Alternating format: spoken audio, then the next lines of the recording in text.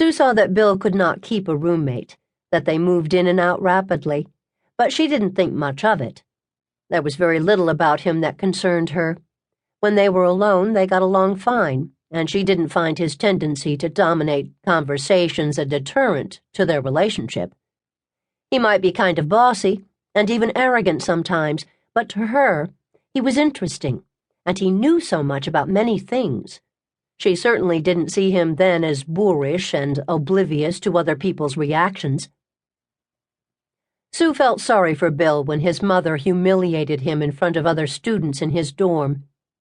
She would get drunk and call him from California, where she was living then, Sue recalled. It bothered him so much, he got ulcers from the stress. I remember once how angry he was when his mother couldn't get him on the phone and she called the resident advisor in his dorm. He was so embarrassed to think of how she must have sounded, knowing that she only called when she had been drinking. Bill Jensen was struggling to make a better life for himself, one in which he could leave his birth family behind. He felt no particular allegiance to his mother. He had no reason to. She hadn't thought to keep him when he was 5, and the state's social workers moved in and took him away to a foster home. And she hadn't been very nice to him when Bill lived with her and a stepfather in California when he was in junior high. Beyond his adopted father, Chuck, Bill had never had any stable roots that would make him feel grounded in the world. Sue understood that, and tried to reassure him that he was a special person, successful and smart, and that he had a great future ahead of him. She loved him and vowed to be the kind of wife who would help him find a happy life. The only disturbing experience Sue had with Bill in college was at his 19th birthday party. They had gone out with some friends, and both of them had a little too much to drink. Although she couldn't even remember what they argued about, it was serious enough for him to put his hands on her in anger, and she was left with black and purple marks where he'd grabbed her arms. The fracas at Bill's birthday celebration had escalated to a point where somebody called the police, and they quickly broke up the party. Sue would remember a long time later that the grad student who was the resident advisor in her dorm had looked closely at her bruised arms and warned her to be careful, saying, "This may be your first time, but it won't be the last time he hurts you."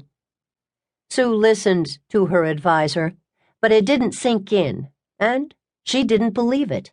She loved Bill, and she was anxious to make up with him. "I heard what he was saying, but I knew he couldn't be talking about Bill. He didn't know him the way I did." Bill was a young man in a hurry, and he earned his bachelor's degree at Washington State University in 3.5 years. When he did, he and Sue moved home to Bellevue. They set their wedding date for May 5th, 1979, right before Bill's 23rd birthday. Even though Bill was now an adult, Chuck Jensen had legally adopted him in February. From then on, Bill's legal name was Bill Jensen. Sue knew that his relationship with his family was nothing like her own, and her mother and sister did too, so they made sure he felt welcome in their family. If only being accepted into a warm and loving clan when one is an adult could make up for emotional abuse and deprivation in childhood, Bill Jensen might well have been a happy and successful man. Still, it's almost impossible to build self-esteem atop a shaky foundation.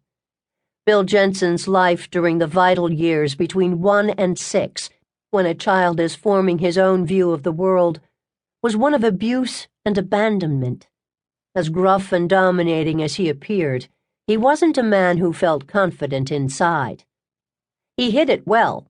He often told Sue, "I'm a survivor." Whenever they had problems, he added, "We'll get through this." In the beginning, Sue found his survivor declarations endearing, and she always thought he said, "We'll get through this," although there were times when she wondered if he'd actually meant, "I'll get through this."